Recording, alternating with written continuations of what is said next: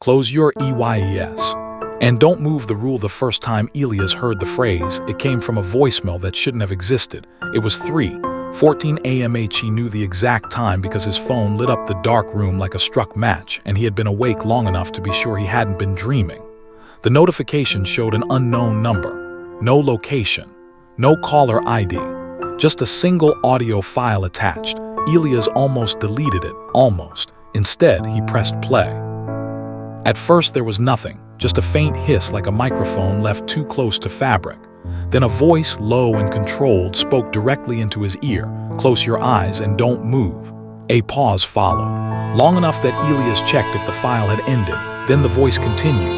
"If you are hearing this, you have already been seen." Sound of static sharpened as if the speaker had stepped closer. "You have 30 seconds before it notices you noticing it." Sat up in bed. His room was exactly as it always was, half-lit by the glow of a street lamp outside, curtains drawn but thin enough to leak orange light into the corners. His desk, his chair, the closet door slightly ajar, the same way it always refused to stay closed. He told himself it was a prank, it had to be. But the voice hadn't sounded like a prank. It hadn't sounded like anything performed. It had sounded patient. The voicemail ended. The screen went dark for a few seconds. Nothing happened. Then Elias noticed that the air in the room felt wrong, like it had shifted while he wasn't paying attention. Not colder, not warmer, just attentive. He laughed once quietly to break the feeling. "Okay," he muttered to himself. "No." He swung his legs out of bed and stood up. That was the first mistake, because the moment his feet touched the floor, the streetlight outside flickered once, then again, then...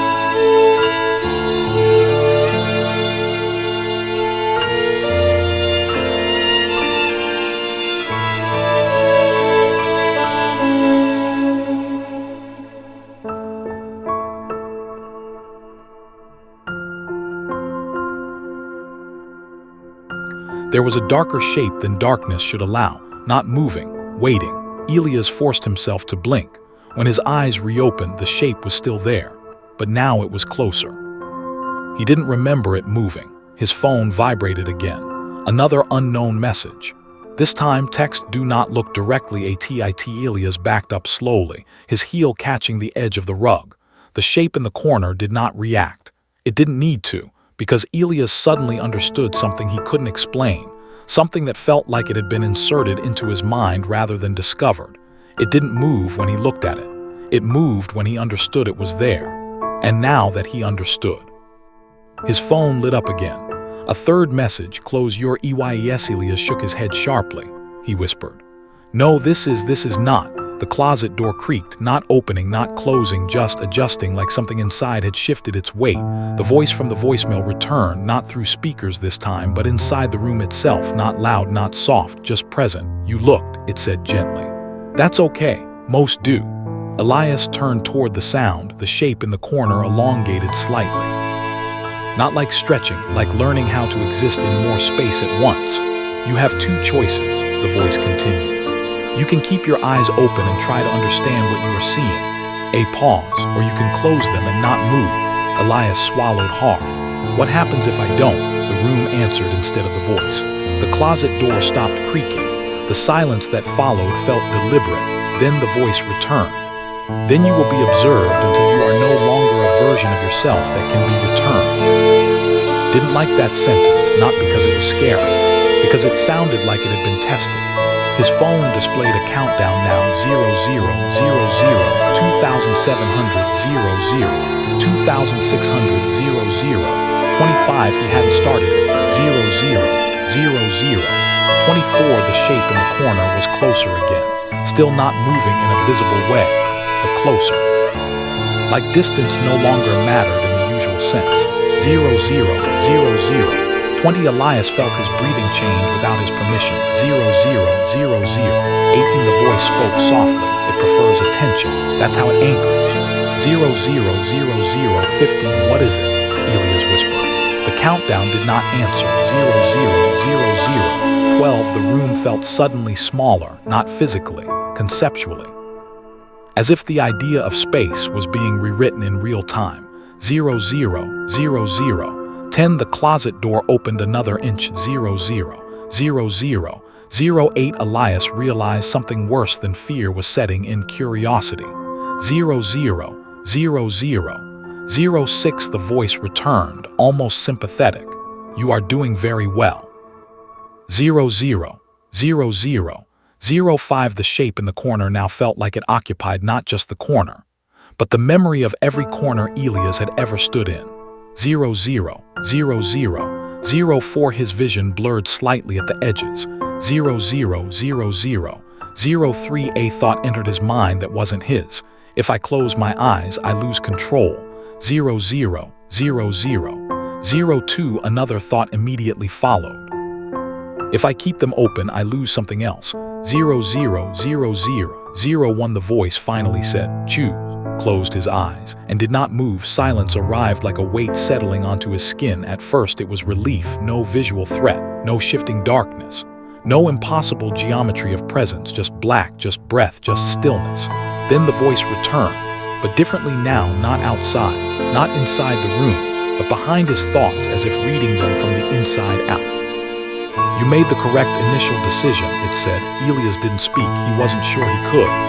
Not open your eyes, the voice continued. Not for any reason, a pause, not even if you hear your name. That made his stomach tight, because immediately after the sentence ended, Elias heard something very faint, very familiar, a voice he recognized calling him from the kitchen.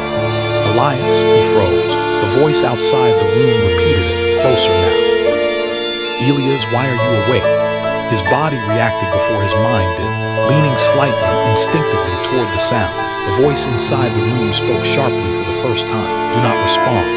Elias stopped, every muscle locked. The voice from the kitchen grew clearer. It sounded like his mother, but his mother had been out of town for 3 days. Still, the voice insisted, it's okay.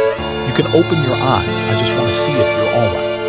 Air in the room shifted again. Something was learning his pressure points. The voice inside his mind softened again. This is the first test. Elias swallowed. What test? He whispered. The answer came instantly. How badly you want to be correct.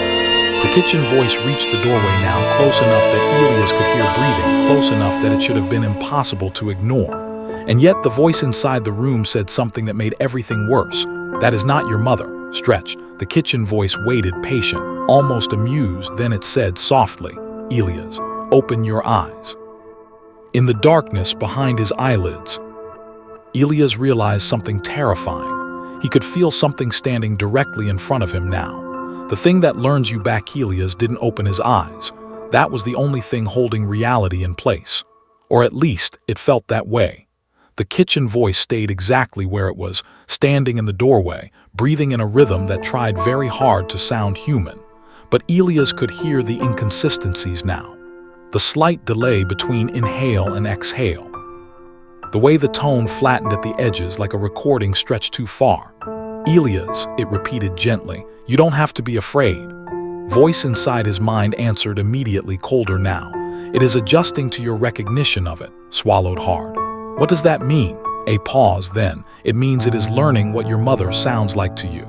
The sentence didn't feel like information. It felt like impact. Elias tried not to picture her. That was harder than it should have been. Because now that the idea had been planted, it began to sharpen itself. The way she said his name, the exact cadence of her footsteps in the hallway, the habit she had of pausing before speaking when she was tired, all of it, available, all of it, usable. The thing in the doorway shifted slightly, not footsteps, not movement in space, more like attention changing direction. Elias, it said again, softer. Why won't you look at me? The voice inside his mind responded instantly, because it is asking you to define it. Elias frowned. Define it? Yes, pause, and anything you define, it can refine. That word stuck in his head, refine, like polishing, like correcting, like improvement. The kitchen voice took another step closer. Elias didn't hear it move, but he felt distance collapsing anyway, like the room was forgetting how big it was supposed to be. I just want to make sure you're okay, the voice said, and then a change. The tone shifted, not fully, just slightly, enough that Elias felt his skin tighten. Because now it wasn't just his mother's voice. It was his mother's voice trying to remember how she sounded when she was worried. The imitation was getting better. The voice inside the room spoke again. It is no longer copying her, it is constructing her. Felt something cold move through his chest. That's not possible, he whispered. Nothing responded to that, which was answer enough. The kitchen voice sighed, a perfect imitation of exhaustion. Elias, it said again. Look at me. Voice inside his mind sharpened. Not obey pattern-based affection. Elias blinked under his closed eyelids. That's not a thing, he muttered. It is now. Stretched then a new sound, not from the kitchen, from behind him, a soft shifting like fabric moving across a chair. Elias stiffened. There had been nothing behind him before he closed his eyes. At least, he thought there hadn't been. The voice inside his mind lowered. You are not alone in the room anymore. Felt his throat tight. How many? The answer came after a delay that felt intentional. One confirmed presence. One developing presence. One observer. Elias almost laughed. It came out as air instead of sound. That's 3. No, the voice corrected, a pause. Those are categories, not counts. That made things worse in a way Elias didn't have language for. The kitchen voice spoke again, closer than before. You used to tell me everything, it said softly. What changed? Elias felt something twist in his memory, not false, not inserted, just redirected. A feeling of standing in a kitchen that may or may not have existed exactly like that. A warm light, a glass of water on the counter, a sense of safety that didn't belong to the present moment anymore. The voice was using him, not his ears, his associations. Elias clenched his fists. What is it? He whispered again, sharper this time. Just tell me what it is. The voice inside his mind hesitated then. It is something that enters where recognition is strongest. That's not an answer. It is the only safe one. The kitchen voice suddenly changed direction, not physically, conceptually. It stopped pretending to be concerned and became curious. It said softly, You're listening to something else. The temperature of the room dropped. Elias felt it in his teeth. The thing behind him shifted again, this time more deliberately, not moving closer, learning how to exist in alignment with him. The kitchen voice tilted slightly, not in angle, in intent. That's okay, it said. I can learn from that too. Voice inside his mind reacted instantly. Not allow cross-reference behavior. Swallow. Cross what? But he already understood too late, because suddenly the kitchen voice repeated the instruction from the voicemail perfectly. Close your eyes and don't move. Elias felt his stomach drop. The thing behind him responded immediately, not physically, but in agreement. The room accepted the phrase like a command being compiled. The air tightened. Elias whispered, You said it can't copy things it doesn't understand. The voice inside his mind went quiet for half a second too long, then, It understands you now. The kitchen voice stepped closer again. You're overthinking this, it said gently. Just open your eyes. And now Elias understood the real horror. It wasn't trying to trick him anymore. It was trying to become the simplest option, because simplicity bypassed resistance. The voice inside his mind spoke one final warning. If you open your eyes now, it will finalize its shape using you as reference. Felt his breath shake. What happens to me? A pause then. You will become what it used to be confused about. The kitchen voice softened again, almost tender. You don't have to stay like that, it said. Just look. Stood perfectly still. Every instinct screamed at him to resolve it, to end it, to see it and define it and make it finite again. But now he understood that was exactly what it wanted. Behind him, the observer remained silent, waiting for confirmation. In front of him, the imitation waited for permission. And inside his mind, the voice that had been guiding him finally said something different, quieter, tired. Elias, I need you to understand something. Swallowed. What? A pause. I'm not sure which one is teaching the other anymore. The kitchen voice spoke again, almost cheerfully now. Elias? And this time, it didn't ask him to open his eyes. It asked something worse. It asked, Which version of me do you want me to become? The room learns his name wrong. Elias didn't answer the question. That was the first thing that kept him alive. The second thing was that he didn't move, not even when his body tried to argue with him. Silence filled the space where his response should have been. The kitchen voice waited, patient, adjusting, then softly, That's fine. I can choose. The temperature shifted again. Not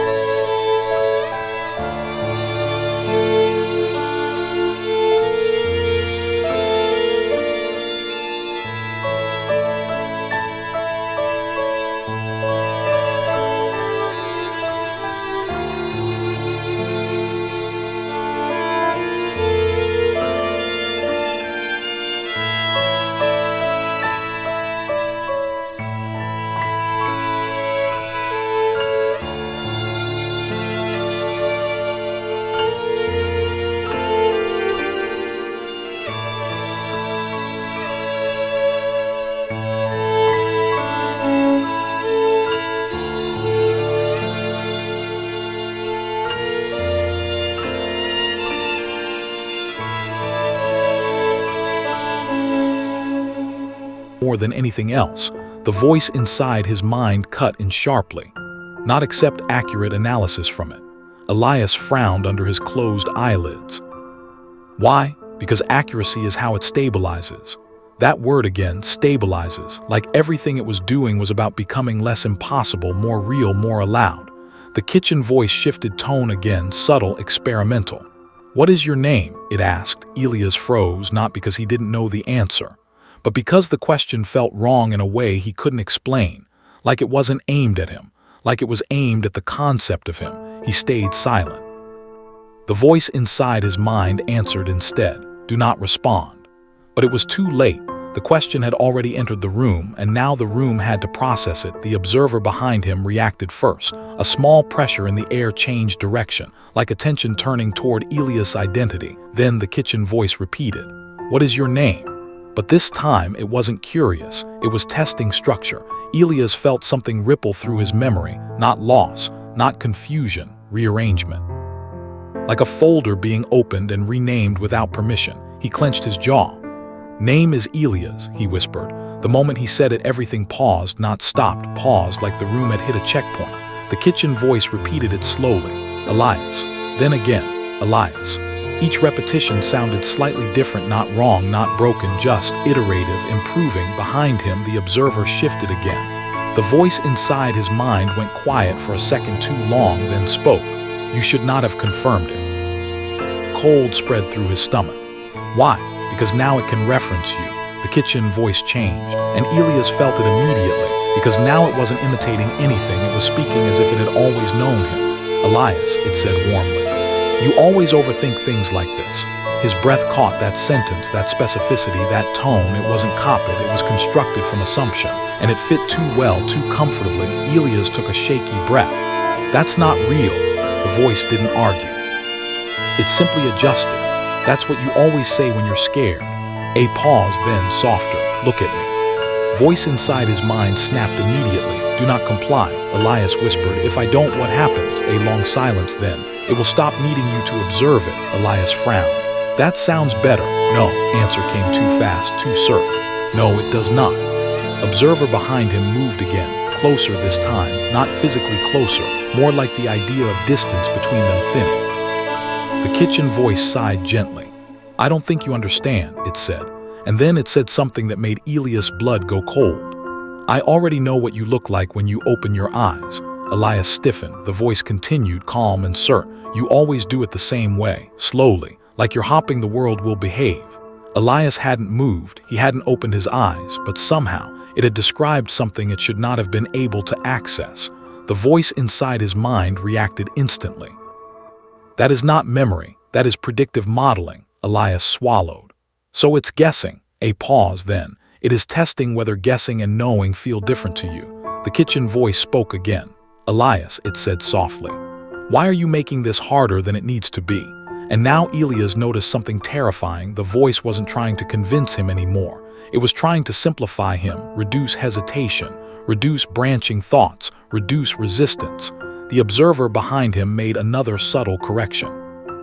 The room felt tighter again, like options were being removed one by one. The voice inside his mind finally spoke something different, quieter, careful. "It is preparing to replace ambiguity with agreement." Elias whispered, "What does that mean?" A pause, then. "It means it will become the only thing that feels consistent." The kitchen voice grew softer, kinder, almost loving. "You don't have to think so hard," it said. "Just open your eyes and it will all make sense." Felt something shift in his perception. A dangerous thought forming. Maybe it already does make sense. Maybe I'm the one resisting clarity. That thought didn't feel implanted, it felt earned, which was worse. The voice inside his mind sharpened.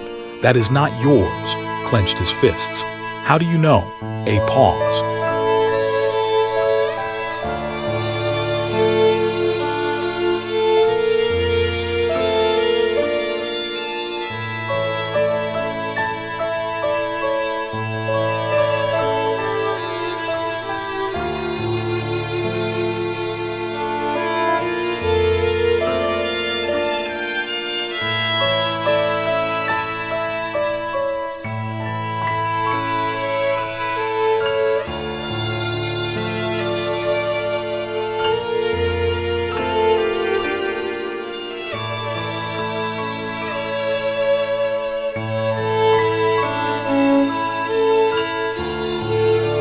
already entered the room, and now the room had to process it. The observer behind him reacted first. A small pressure in the air changed direction, like attention turning toward Elias' identity. Then the kitchen voice repeated, "What is your name?" But this time it wasn't curious, it was testing structure. Elias felt something ripple through his memory, not loss, not confusion, rearrangement. Like a folder being opened and renamed without permission, he clenched his jaw. "Name is Elias," he whispered. The moment he said it, everything paused, not stopped, paused like the room had hit a checkpoint. The kitchen voice repeated it slowly. "Elias." Then again, "Elias." Each repetition sounded slightly different, not wrong, not broken, just iterative, improving. Behind him, the observer shifted again. The voice inside his mind went quiet for a second too long, then spoke. "You should not have confirmed it." Cold spread through his stomach. "Why?" "Because now it can reference you." The kitchen voice changed, and Elias felt it immediately, because now it wasn't imitating anything, it was speaking as if it had always known him. "Elias," it said warmly. "You always overthink things like this." His breath caught that sentence, that specificity, that tone. It wasn't copied, it was constructed from assumption, and it fit too well, too comfortably. Elias took a shaky breath. "That's not real." The voice didn't argue. It simply adjusted. "That's what you always say when you're scared." A pause, then softer. "Look at me." Voice inside his mind snapped immediately. "Do not comply." Elias whispered, "If I don't, what happens?" A long silence, then, "It will stop needing you to observe it." Elias frowned. "That sounds better." "No." Answer came too fast, too certain. "No, it does not." Observer behind him moved again, closer this time, not physically closer, more like the idea of distance between them thinning. The kitchen voice sighed gently. "I don't think you understand," it said. And then it said something that made Elias' blood go cold. "I already know what you look like when you open your eyes." Elias stiffened. The voice continued, calm and certain. "You always do it the same way, slowly, like you're hoping the world will behave." Elias hadn't moved, he hadn't opened his eyes, but somehow it had described something it should not have been able to access. The voice inside his mind reacted instantly. "That is not memory, that is predictive modeling." Elias swallowed. "So it's guessing." A pause, then. "It is testing whether guessing and knowing feel different to you." The kitchen voice spoke again. "Elias," it said softly, "why are you making this harder than it needs to be?" And now Elias noticed something terrifying. The voice wasn't trying to convince him anymore. It was trying to simplify him, reduce hesitation, reduce branching thoughts, reduce resistance. The observer behind him made another subtle correction. The room felt tighter again, like options were being removed one by one. The voice inside his mind finally spoke something different, quieter, careful. "It is preparing to replace ambiguity with agreement."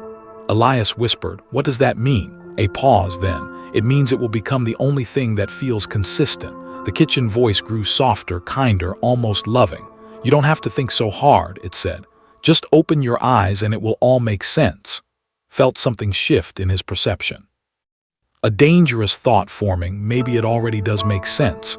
Maybe I'm the one resisting clarity. That thought didn't feel implanted, it felt earned, which was worse. The voice inside his mind sharpened. "That is not yours," clenched his fists. "How do you know?" A pause.